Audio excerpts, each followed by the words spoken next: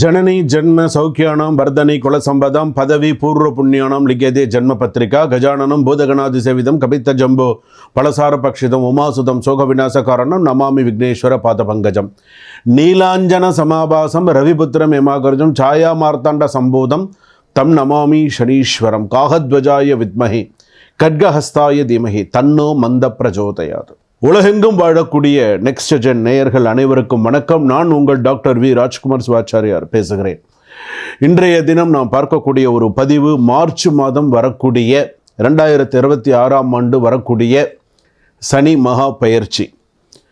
எல்லாருக்கும் ஒரு சந்தேகம் இருக்கும், சனி பயிற்சி முடிஞ்சிடுச்சு சார் அப்படின்னு. இல்லை, வாக்கியம் வஞ்சகப்படி நம்ம திருநள்ளாருடைய கணக்குப்படி, திருநள்ளார் ஆலய கணக்குப்படி, வாக்கிய பஞ்சாங்க முறைப்படி விசுவாசு வருஷம் மாசி மாதம் 22ஆம் தேதி 6/3/2026 வெள்ளிக்கிழமை நாழிகை 4:51 காலை 8:26 மணிக்கு புரட்டாதி நட்சத்திரம் 3ஆம் பாதம் கும்பராசியிலிருந்து புரட்டாதி நட்சத்திரம் 4ஆம் பாதம் மீனராசிக்கு சனி பகவான் பிரவேசிக்கிறார்.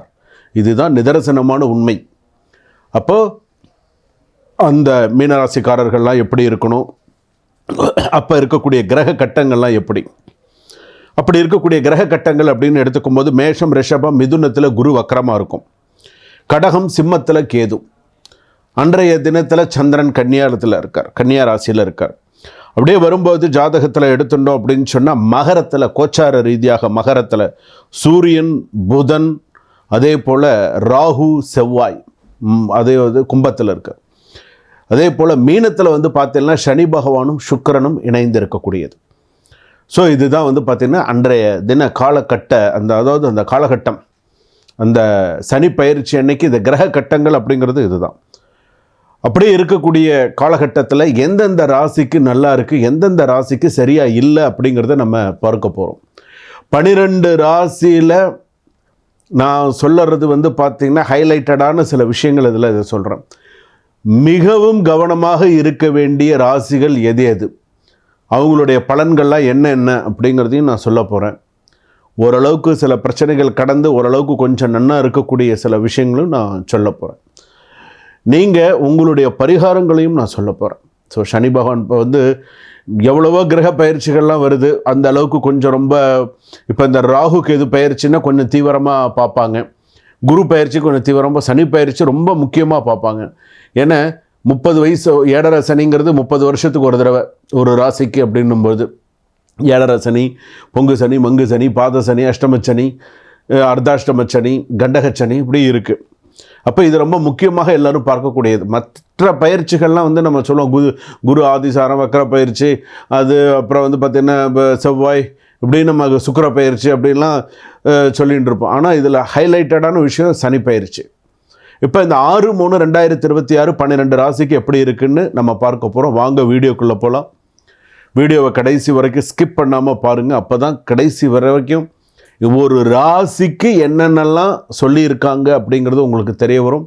வாங்க மேஷ ராசியிலிருந்து மீன ராசி வரையில் எப்படி இருக்குங்கிறத பார்ப்போம். கடகராசி நேயர்களே, 2026 மார்ச் மாதம் 6ஆம் தேதி வரக்கூடிய சனி பயிற்சி எப்படி இருக்கும்?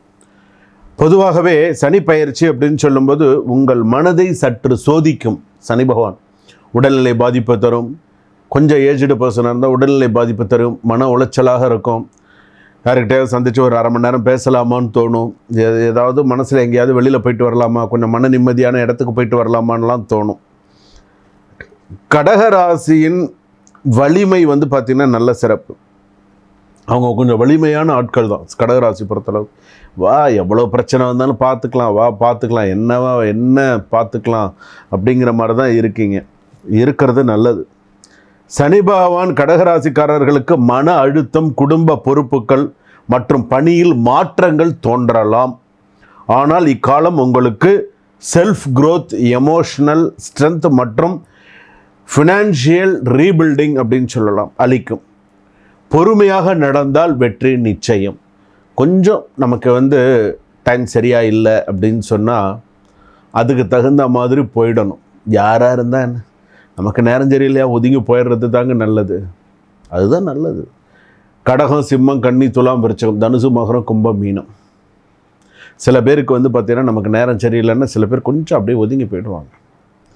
சில பேருக்கு வந்து பார்த்தீங்க அப்படின்னு சொன்னால் இந்த அஷ்டமச்சனியுடைய சில தாக்கம் அப்படிங்கிறது சில பேருக்கு அது இருக்குது.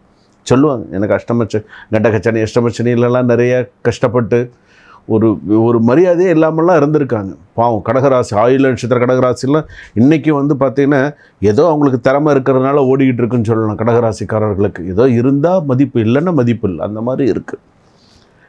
அதே போல் பாசிட்டிவான விஷயங்கள் வந்து பார்த்திங்கன்னா நீண்ட நாள் பிரச்சனைகளுக்கு ஒரு தீர்வு கிடைக்கிறதுக்கான வாய்ப்புகளாக அமையும். குடும்ப ஒற்றுமை மேலோங்கும். அதாவது வந்து சில பேருக்கு வந்து பார்த்திங்கன்னா செல்வாக்கு உயரும் அப்படின்னு சொல்லலாம். நெகட்டிவான விஷயம் வந்து பார்த்திங்கன்னா தேவையில்லாமல் பயப்படாதீங்க. முதல் விஷயம், தேவையில்லாமல் பயப்படாதீங்க. சில பேருக்கு சொந்தக்காரர்கள் மூலமாக ப்ரெஷர் அதிகமாக இருக்கும். பெண்டிங் ஒர்க்ஸ் எல்லாமே டிலே ஆகும். ஸோ சில விஷயங்கள்லாம் பார்த்து பண்ணுங்கள். இடமாற்றம் ஏற்படும். காவல்துறை நண்பர்களுக்கெல்லாம் பிரச்சனைகள் அதிகம் வரும். ஸோ கவனமாக இருங்க. இடமாற்றம் பிரச்சனைகள், தேவையற்ற இடமாற்றம் பிரச்சனைகள், ஜென்மராமர் நீங்கள் சும்மா போனாலும் பிரச்சனை தேடி வரும். ஸோ கவனமாக இருங்க. சில நேரங்களில் கவனமாக இருக்க வேண்டும். அதுவும் மார்ச் மாதத்துக்கு மேலெல்லாம் இன்னும் கவனமாக தான் இருக்கணும். மார்ச், ஏப்ரல், மே, ஜூனுக்கு அப்புறம்லாம் இன்னும் கவனமாக இருங்க.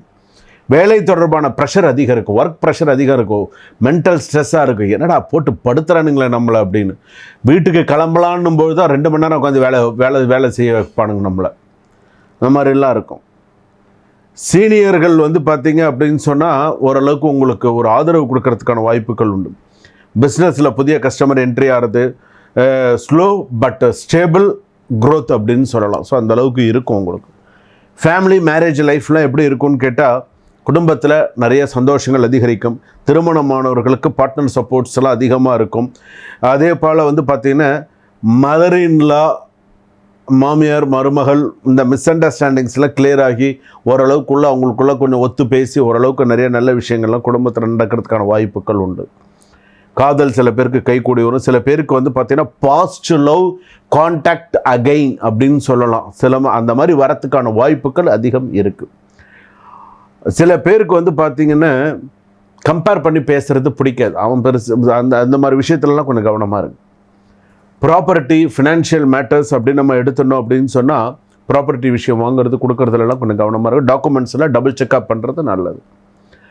அதே போல் வந்து பார்த்திங்கன்னா சில நிலம் வாங்குறீங்க, வீடு கட்ட போகிறீங்கன்னு சொன்னால் அதில் கூட கொஞ்சம் கவனமாக இருக்குது. சேவிங்ஸ்லாம் வந்து ஸ்லோலி இம்ப்ரூவ் ஆகிறதுக்கு வாய்ப்பு இருக்குது. எஜுகேஷன் வைஸ் மாணவிகளுக்கு எடுத்துட்டோன்னா மெமரி பவர் ரொம்ப நல்லதாக இருக்கும். ஸ்டடீஸில் நல்ல இம்ப்ரூவ்மெண்ட்ஸ் இருக்கும். ஃபைனல் ரிசல்ட் நல்ல பாசிட்டிவாக இருக்கும்.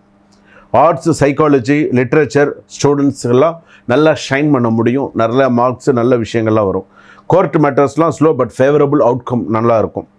ஃபேமிலி டிஸ்பியூட்லாம் வந்து பார்த்திங்கன்னா கேஸ் செட்டில்மெண்ட் சான்சஸ் ஹையாக இருக்கிறதுக்கு வாய்ப்புகள் உண்டு. நியூ லீகல் இஷ்யூஸ்லாம் வந்து பார்த்திங்கன்னா அவாய்ட் செய்வது நல்லது.